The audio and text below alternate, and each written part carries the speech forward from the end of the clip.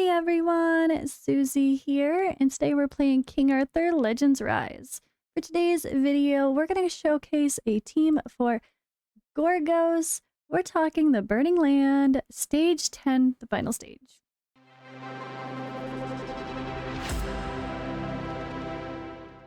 Alright, so this video will be going out after the global launch, technically the grand launch, which means it'll be available on like all mobile devices. It's been available on PC globally for almost a month now. We're day 20 as of this recording, and I'm very behind. Many people have been doing this a week or two ago, honestly. So if you're a new player, don't be like, whoa, already Gorgos 10 in the first day or two, or within the first few days, depending on when I post this video, I mean. But yeah, I really wanted to put this out there because a lot of people have been playing for a while, and this could help them farm. Plus, you're going to get there too if you're curious about what it's going to take. And this one team can take you through the entire stages. One team to rule them all with a character who is on the banner. So Merlin, right? I do have him C3. I did get 4 copies of Merlin. I definitely don't regret it. He's been amazing for my account. But I will be honest, Anguish and Kay were my very first heroes that I 6-starred. And he's been amazing as well. So I have Isolde, Anguish, and Marlin for this team. This is not a new team. I'm sure you guys are like, oh, the 3-man team. Okay, whatever, who cares? But what I wanted to do was, this is actually stage 10. When I saw people make videos on this, they weren't even doing stage 10. They were just doing lower stages and then being like, oh yeah, and this will work for all of it. But they didn't show you what was going to work for all of it. And since then, I haven't really been paying attention. I'm sure other people have put out newer videos that have shown this too, but I still wanted to show my version. So I am using everybody with the Frost Relics. Luckily, they come with it. Plus, yeah, I think actually all 3 of those come with a Frost Relic, and they're perfect. So this is a 3-man team, and it has to be a 3-man team to be successful, I guess, to not be risky. When you add in another person, it actually makes it more risky. But if you don't have Merlin, you can go ahead and use this guy, for that. If you're also looking for other damage over time, Rosier with her Flame Relic is amazing as well. So keep that one in mind too. But this is the team. Yeah, let's do the things. So I'm going to put this on repeat because I need to farm it anyway. How much stamina do I got? Okay, let's just go. Well, actually, I'll just do 1 because I need to show you the builds. So don't worry about this, saying you don't have enough members. It's okay. So let's go ahead and let that little graphic play out. Gorgos 10, finally. I was doing it with Dejira in this team, and it was just a little bit messy. But once I was able to get the speeds correct, this was better with just the 3-man team in the end. You just have to be fast enough. Okay, so I was prioritizing the boss immediately. It's really important that you go in and attack the boss first. Because the biggest thing is that Merlin needs to be fastest so he can go in and place frozen remains on the boss. This is the key for this one to be successful. Now, I have Merlin at C3, so he actually can place frozen remains or another debuff before, or abnormal status effect, whatever they're called, before the boss even goes, before anyone goes at the start of the battle. However, you don't need to be C3 to be successful. Merlin with only no copies is fine as well. So ignore my C3 Merlin. Don't worry, this still works without it. Yeah, this is fun though. So this is the key. It's Merlin using this skill first, so he needs to be fastest. Then other people are going to other people are going to get that debuff or DOT immunity on them. But this only works for 3 people. Number of uses 3. So you can't have this actually go on to allies more than 3 times. 3 different allies, I should say. Or 4. It cannot go to 4 different allies, sorry. This can only go to 3 allies. So it's like if he places this debuff on the boss, then when he's attacked, when your people attack him, they get the dot immunity debuff as well. So that's kind of how this works, and it's really, really cool. So we really need to make sure you have enough vigor to be able to use Anguish as a 3, which hits 5 times, so it's really great. This is another one. I think people can do this with Rosier as well, I bet. I really bet you can. in the same team. And then second priority being this skill, so that way he's never using this one. We don't need it. And Isolde, even though it seems like, is that going to be enough healing? It actually is. So you're just going to be using her basic attack, which if you first look at it, you say that doesn't heal. But it does as long as you have a Chivalry 1, which I will show you as well. So you're not even going to be using her second skill, you're just using her basic. And every person in this team is in a Vigor set. Okay, I'm going to let this play out. It's a little bit risky, but the good thing is, if you happen to wipe, because you get an extra hard hit, you don't lose stamina, so you can just set your battles to be extra in case you fail, and then it'll just redo it and you're fine. So we're going to be doing all of our damage based on damage over time. And the boss doing damage to us, well, it's not that scary because it doesn't do as much damage unless you have a damage over time on you. So that's the big thing with this boss, is you need to make sure you don't have any dots, any burns on you from the boss, or else you do a lot, or he does a lot of damage and you're going to die very quickly.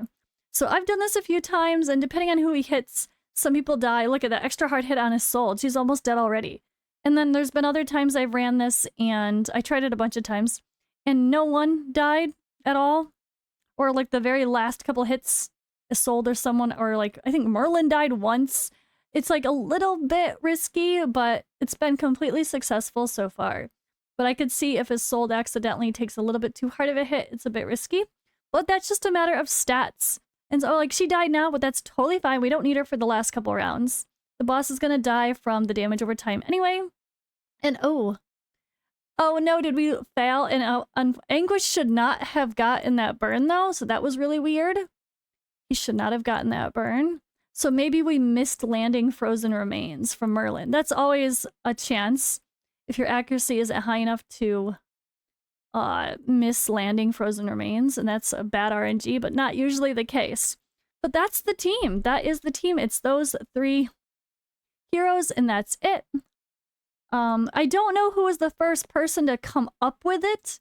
I know Stu, I think, made a video about it first, but I have no idea if it was his idea or someone else's idea in chat or something shared in the community. I have genuinely no idea because I don't watch everybody's videos, but I know he made one, and then other people have made one since soon after. And I just want to show my version. So Merlin here is level 60. He has 151 speed. He is the fastest in my team. I did find that if I was under 140 speed, we didn't go before the boss for stage 10. And yeah, I think overall this team is fine for any of the stages. You just can scale it back. Like, you don't need the high requirements for speed until you get to stage 10. Or whatever stage you're at, you know, just scaling it up a little bit each time, getting better gear, swapping in a orb or a ring that has attack speed, right? But Merlin has to be first. I think that really makes a difference. Unless you don't want to gamble to 50-50 if you have a C3 Merlin like I do. So here are his stats. I'm just showing this quickly. Accuracy, I have 94.69%. Like, that's really good. He should land everything just fine. And I don't have... Oh, actually, I do. I have 1 skill on my Merlin because I started to skill him up first before I got Bedivere. But then I got Bedivere and I stopped. Okay, so chivalry-wise, again, I do have 3 chivalry. This thing is 50-50, so you don't want to rely on it for that battle. That's why he should be first to use his second skill. This just gives him 10% accuracy, though. That makes it quite nice. And then this, depending on the weather, he grants all allies the extra recovery of HP, so it helps people stay alive. So doesn't necessarily affect every battle. So this one, it's not, he doesn't need all these awakenings to, or sorry, chivalry to be successful. And he is Awaken 3, as you can see here. And he is level 60. Equipment-wise, we have him in accuracy and vigor. And here's the simple version of the stats if you want to see those quickly. 151 speed is the key, and accuracy is the key. So that is the big part there. His relic is the Frost Relic, which I have not leveled up. It's only 31 out of 40. I forgot I had leveled that one up. And I have no awakenings on it, so nothing fancy for the relic. All right, next up we have Anguish. Again, nothing fancy for the relic. It's 4-star, level 40. No awakenings on it, no skills on either one of them. Anguish here has 149 for the attack speed, so he is slower than Merlin. He has only 45% accuracy, but he does boost his own accuracy. Where is it? Effect accuracy increase 2. When attacking, he gains that, so pretty helpful to help make sure he's landing his damage over time. And then equipment-wise, he is also in Vigor and Accuracy. And again, there's a simple, quick version of seeing some of those stats. I didn't really worry about, I guess I should quickly show you these other ones in case you want to see the little bit bigger details, but they really don't matter. It's whatever happened to be here. Like, obviously, recovery means nothing. He's not a healer. Hit accuracy, I didn't really, like, I'm not focusing all those fancy extra skills right now because I can't. All right, Relic, again, yeah, that's okay. That's what we showed. And Chivalry, he is C8. So this is really big for Anguish. Feel free to use any of these extra materials on your Anguish. Just make sure you don't use too many because we get an extra free one. If you're early on, you get a free Anguish like the first week or second week, with day 13, I think. So be sure to keep that in mind with that. And yeah, definitely no regrets. You want to get him all the way to, or sorry, he's C9. You want to get him all the way to C8, which is a big difference because it adds a bleed to his hits. All right, and then we have, oh, where's Isolde? Where'd she go? Where'd she go? Okay, it's, I thought it was only showing the characters in my team, but not. So she is or Chivalry 3. And this is definitely helpful. And this is what she needs. So if you don't have Isolde with a Chivalry 1, you don't want to use her as your healer. You can insert a different healer like that. Anyone that does a heal on their basic attack skill is fine. It doesn't have to be Isolde for this team. She's just great because she's all about damage over time as well. And in other teams, she's really helpful for that. But in this one, you only need her basic, so it really can be anyone. It's just one of the heroes I have better built and faster speed on, so that is what it is. And I do have a couple skills for her at the moment, but not fully skilled. She is Awakened 4, and she is level 60. Her gear is Vigor plus Life. So all 3 heroes are in Vigor, and you do need that in order to be able to use all the skills you need for the battle. I forgot to show the ending screen for that, so I will pop and show you guys one after the end of this video of showing their skills. I just realized that. So come back at the end to see the end battle screen to show who used what and who did what damage or whatever if you want to, if you like to see those stats as well. So again, she is 145 for speed, and accuracy is helpful for her because she does land chill, but we're not using that as a focus. It's just going to be bonus. So don't stress it. Just make sure she's fast enough and has good HP to be able to heal, which she's a bit low on. And her weapon is 3-star, level 30 only. No awakenings, no skills either. And yeah, this is my Isolde. If you can get extra recovery on her, I do have some here, 11.7%.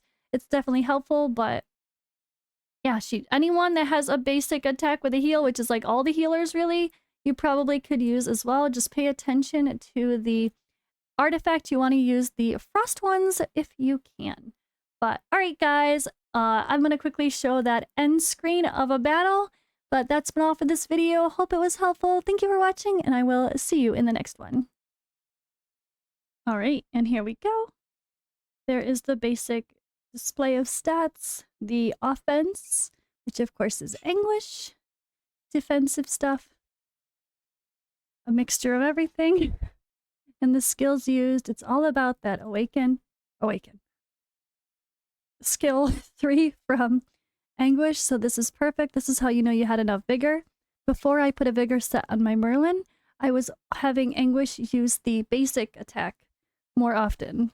Don't want that. We want skill 3.